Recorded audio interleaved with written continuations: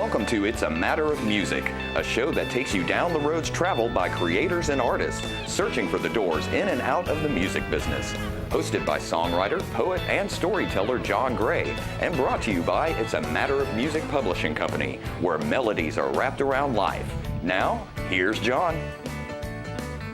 Hello, ladies and gentlemen. Welcome to Melodies Wrapped Around Life. You know, I always enjoy doing this show because I usually have somebody coming in here that's a whole lot more interesting than me.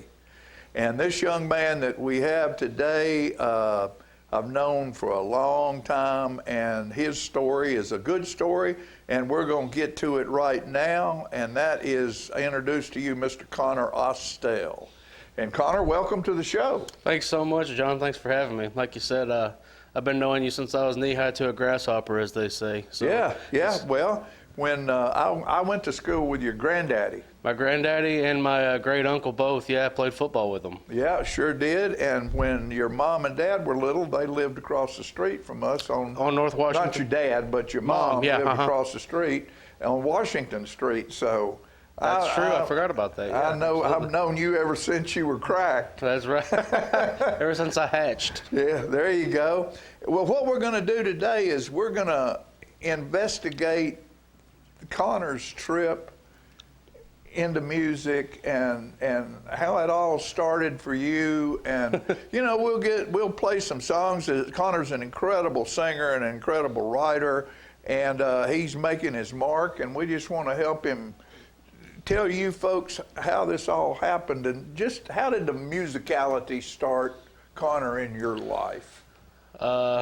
It was, as they say in the South, it was bred into me. I mean, and you know this, but my mom is a incredible singer. She writes a little bit, and she can play a little bit of piano, but has one of the most incredible voices I've ever heard. My dad is an incredible songwriter. He worked in Nashville in the early to mid-'90s as a staff writer, intern kind of deal. Also a great musician. Bass player? Bass player. He can play guitar too. He plays bass in our band. He plays bass and then sings the tenor harmony, which isn't easy to do. No, tenor is the hardest thing. To me, singing in church choir, I do that. The tenor lines, I don't see how they do it. Well, it's crazy because it's almost like patting your head and rubbing your tummy, like when you're playing the bass on the guitar and then singing the tenor line. It's completely different stuff. Like a drummer. Yeah. You know, got to get all your parts moving in different directions. Independently of one another. There you go. Absolutely. So when did you pick up a guitar? I picked up one when I was around 8 years old. Of course, Dad played, but he didn't have a guitar. Actually, my papa had a guitar, the one that went to school with you. Yeah. He didn't play it much. He can play it, but Dad had borrowed it for something, and it was an old Montana guitar, solid black. And Montana, I don't think they make them anymore, but Alvarez made. It was like the knockoff of Alvarez. Right. Of course, the action on it was about that thick. Yeah. But I'm grateful that I learned on that guitar because it really helped build hand strength and really thick calluses. So I picked that up, and I was like, man, this is cool. And Dad knew the basic chords and taught them to me. And not long after that, I started mowing the grass for Mom and Dad and mowing them for my grandpa and just doing whatever I could. Saved up $75 and went to Walmart and bought a First Act electric guitar. And the rest is history. Once I got that electric, I was like, oh, this is so cool. But I've never had those smooth strings. Yeah. And the action wasn't much better, but it was electric, so it was easier. And but I've never had a formal lesson. I'm completely self-taught. I mean, people have showed me things. Obviously, Dad showed me a lot, and one of my biggest musical mentors, John Cook, showed me quite a bit. But the rest was just I'm a old soul because I used to check out books about playing guitar from the library, and and I'm only 26, but we didn't have internet till I was well in a teenager. So Dad actually had some books about it, but I checked out books about it. And then once the internet came along, of course, YouTube, you can learn how to do anything. Did with he YouTube. have any old Mel Bay books, big note guitar books? He had one. They weren't hardbound. They were like softbound. He had the one that I remember.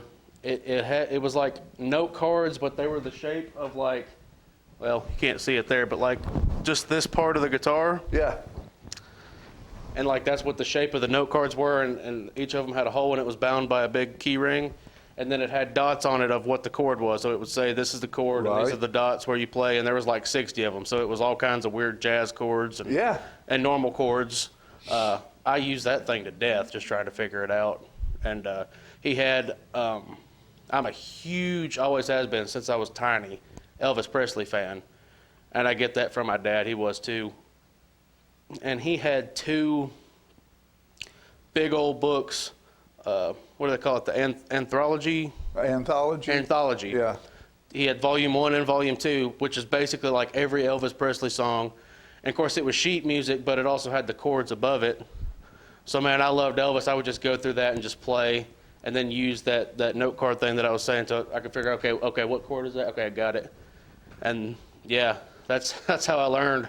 I shared a room with my older brother, who is the only one. I have 3 siblings, and my older brother's the only one who's not really musical, and he hated it.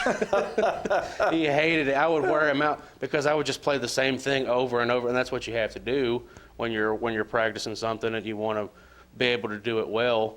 And I shared a room with him, a room not much bigger than this studio, 2 twin beds, and just over and over and over again. And I had a little boom box on my nightstand, and I would listen to the song over and over and over again. And I just wore him plumb out.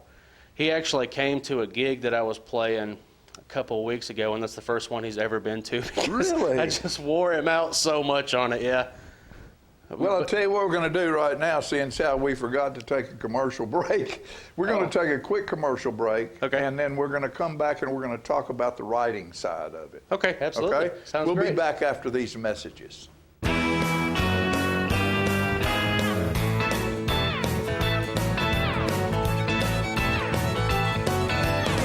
Get ready to make a splash for a cause. The Duck River Watershed Society invites you to its 3rd annual Spring Cleanup event on Saturday, March 2nd from noon until 3 at the Fire Lake Public Use and Boat Ramp area in Manchester, Tennessee. Be part of the movement for sustainability, health, and education for the Duck River, America's most diverse waterway, home to over 650 aquatic species and water supply for more than 300,000 people. Mark your calendars and register to meet us at River Forge Road on March 2nd. Let's clean up, team up, and make a splash together.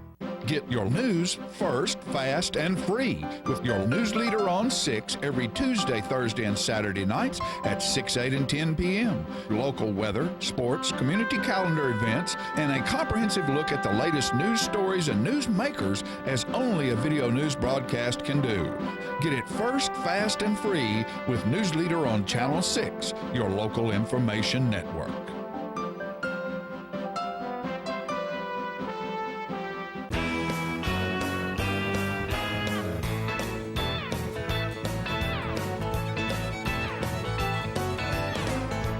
All right, we're back and we're visiting with Connor Austell today, and one of our local young folks who is making strides in the music business. And you know, we've talked with Connor about the musicality and how that all got started.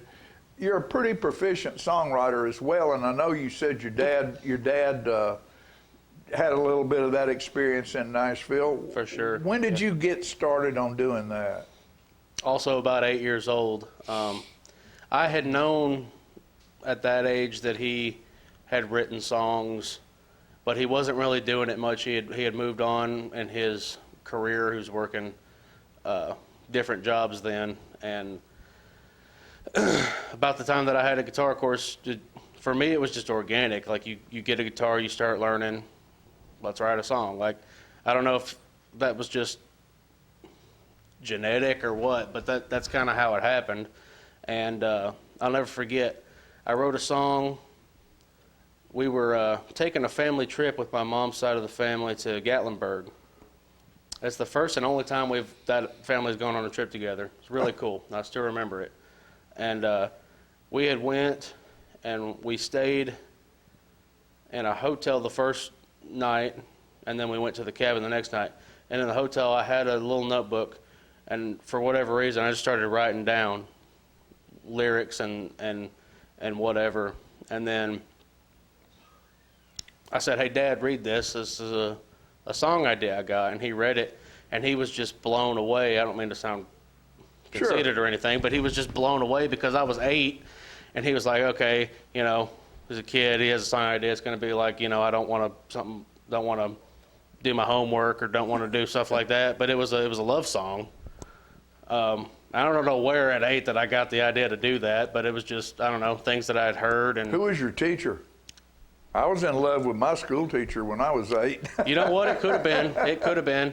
Except in the 3rd grade, I had a male teacher. Okay, it wouldn't be that. But it wouldn't be that. But I don't know. Maybe I had a crush on a girl or something. Yeah, you know, okay. That happens. And he kind of refined it a little bit. And at that point, I didn't know how to put music to it. He put music to it. And then we sat outside the door of that little motel and actually like collaborated, me at 8 years old and my dad, and came up with it. And it was so cool. And I've been hooked on that ever since. The creation, the art of it, and just watching what I wrote down come to life and become a song. Now that I've grown, that song, I mean, I still like it, but it's very simple. But it was just so beautiful, and I love it so much. They're the ones that last the longest, the simple ones. And the rest of that trip, there was a whole nother week. Like I said, the next day we got to the cabin in Gatlinburg with the rest of the family. Dad had brought a guitar on that trip just because, I guess. Mom's side of the family is very musical too. Yeah, right. So, but every day of that trip, he just kept playing that song. He loved it. He was so, I guess, happy that I had done what he does and had taken that first step into doing it, and he loved it. And my best friend growing up, his dad had a little home studio, and as soon as we got back, we went over there and cut a demo of it. That's outstanding. Yeah. Still have it? Somewhere. I still remember it in my brain. Every song, I've written a couple hundred songs, but I also have, just like you, I'm sure, probably 500 snippets of things that I think of, and I can still remember every one just like that. Yeah. You know, and I can still remember that one. I've never done it live or anything, but You need to. yeah, that's a great story. I'm sure maybe I'll do it here in a minute. I don't know, but yeah, so that's how I got into it. That'd be pretty cool if you would here today sing the first song you ever wrote. At 8 years old. And then Yeah. and then That was 18 years ago. do one that's recent. Okay. That Yeah, I would could- be I could that for would sure do be that. great. So But then after that, you know, also in my band, Mike Williams, you know him. Right. He's a good songwriter too. Me, him, and Dad have written a bunch of songs together, and he's just so good.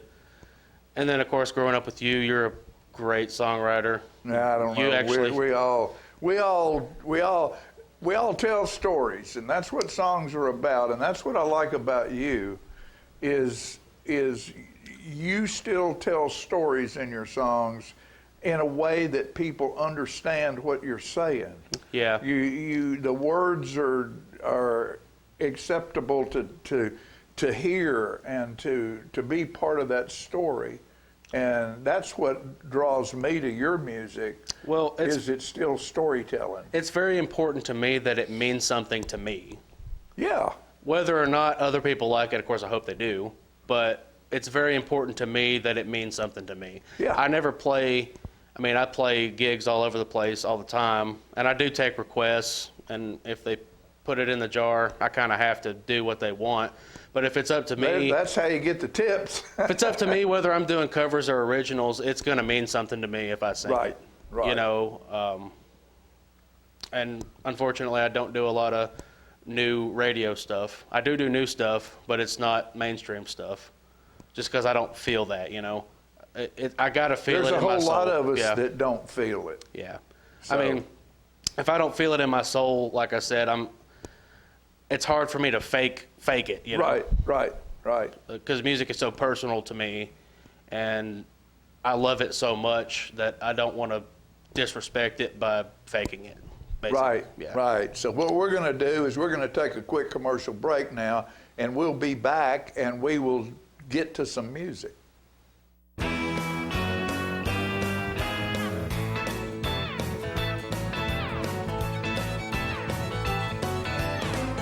Serving you as a local firefighter. Proudly served our country in the United States Air Force. Serving Tullahoma. Helping our kids. Hi, I'm Terry Stroop. Your comfort is our service. We'd like to thank Tullahoma for the privilege of serving your heating and cooling needs.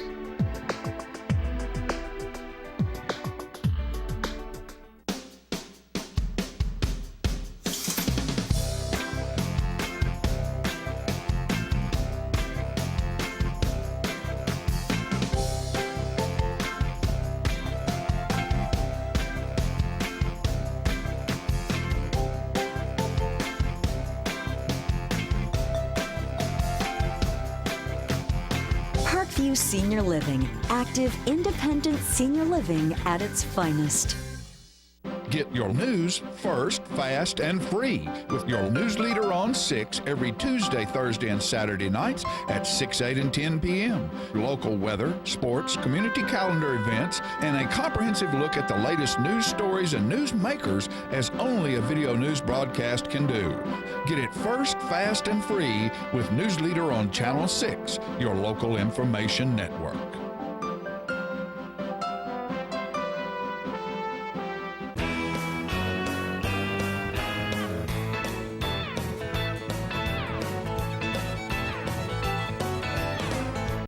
Okay, we're back with Connor Austell, and what we're going to do right now is we're going to get into some music. And during this segment right here, we have about 12 minutes. We want to do a couple songs. I want you to do that first song. Okay. And then what I want to do is we'll talk about some of the things you're doing right now, where you're going, some of the people you're writing with, and then we'll get at least another song, maybe two. Because people need to hear you. The people need to hear you. If it hadn't heard you, you know, you play around a lot. You're on South Jackson Goes Country. You and Gracie Love just doing do that a show. wonderful job together. Thank you. He's Tullahoma's Chris Stapleton, if you've never heard him sing. And then, you know, you're on stages at different places. You're working in Nashville with some folks up there. Mm-hmm. So we want to get a little bit of that and then hear one of the more modern things. But right now, I want to hear that first song. All right. I wasn't prepared and to play folks, it's been this. a long time, but I guarantee you, you never forget the feeling of that song, that first song that you do. I never did, and shout out to my dad for helping me with this. It's called When You Look at Me That Way. Still remember it just like it was yesterday.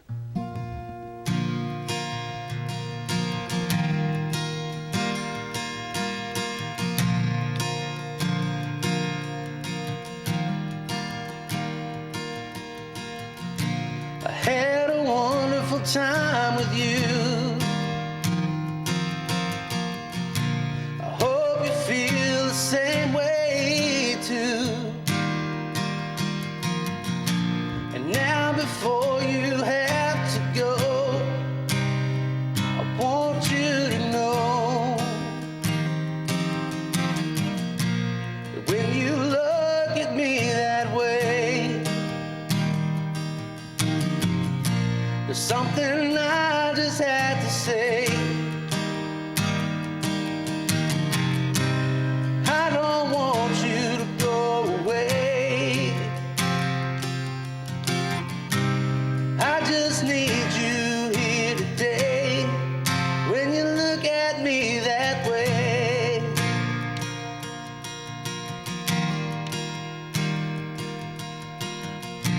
our love is bigger than the sky. You make me feel like I can fly. Girl, you shine just like the sun. I know you're the one. When you look at me that way, there's something I just had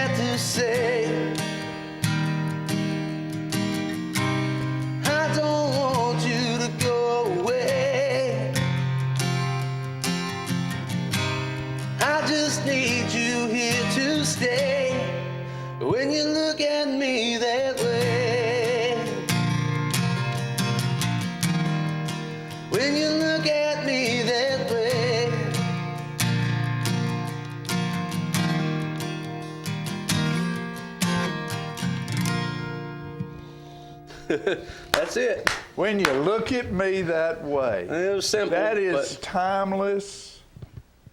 That is timeless. Yeah. Have you ever played that for Gracie? I don't think so. Might ought to. You need, I guarantee you, that is the statement that any woman Yeah. would love to hear. Yeah, that's a good point.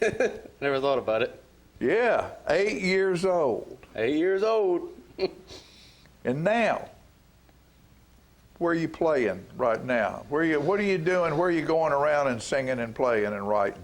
And you can find me all over places around Tullahoma, playing in Shelbyville, Manchester, Winchester, Tullahoma. Sometimes down in Huntsville, and I play up in Nashville. Been writing a lot with Macy Tabor, who is a sweetheart and one of my best friends. She's become one of my best friends through writing music together. Also writing with Randy Fincham, who's an awesome guy and a great songwriter.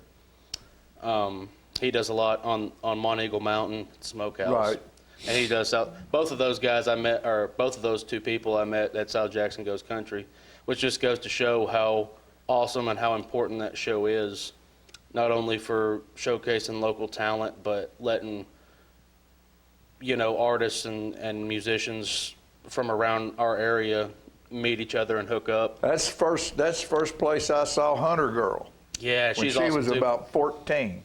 Yeah, I opened for her a couple years ago and met her, and she's awesome too. Just a great, humble girl and a great songwriter and a fantastic singer, obviously. Oh yeah, So, yeah.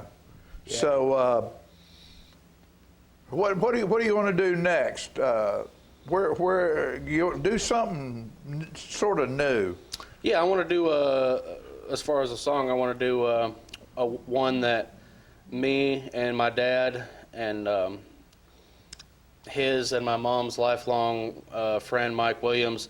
I've known him all my life. I call him Uncle Mike. Right. Me and Mike and Dad wrote together a couple years ago, and it's about how they tell you never to meet your heroes because they're not going to be what you think they are. But to me, I've known my heroes all along because my heroes are people like Mike and Dad and you and Miss Peggy Burton and Very gracious. people like that who I've always looked up to. So the song is called Heroes. I think I can do it in this key. It goes something like this.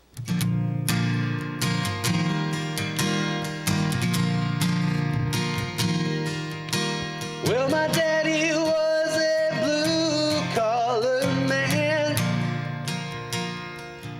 He worked 40 years, 9 to 5, to buy our piece of land.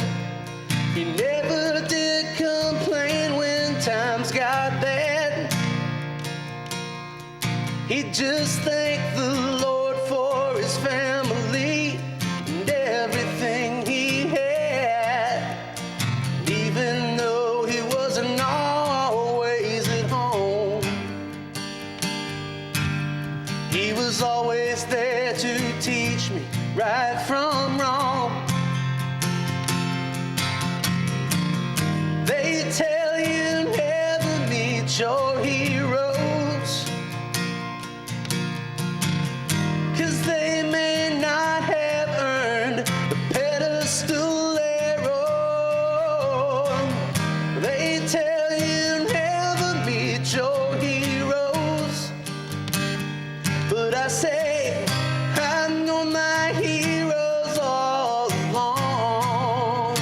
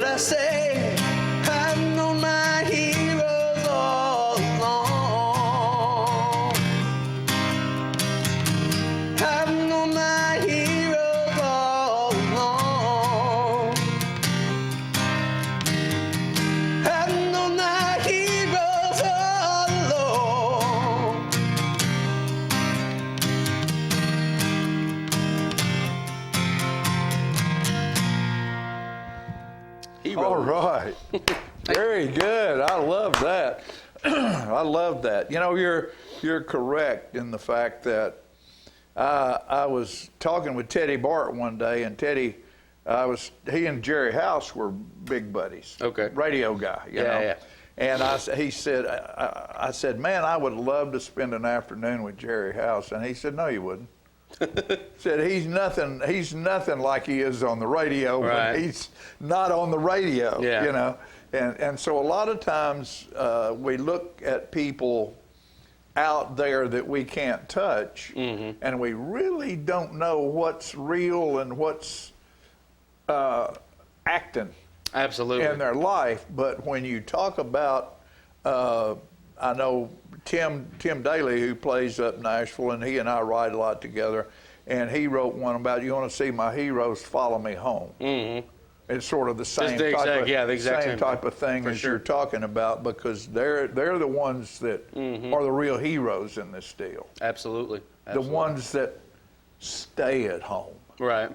You know, and care for folks like you and me that allow us to do what we do and believe in us in a way that society might not believe in you. Right.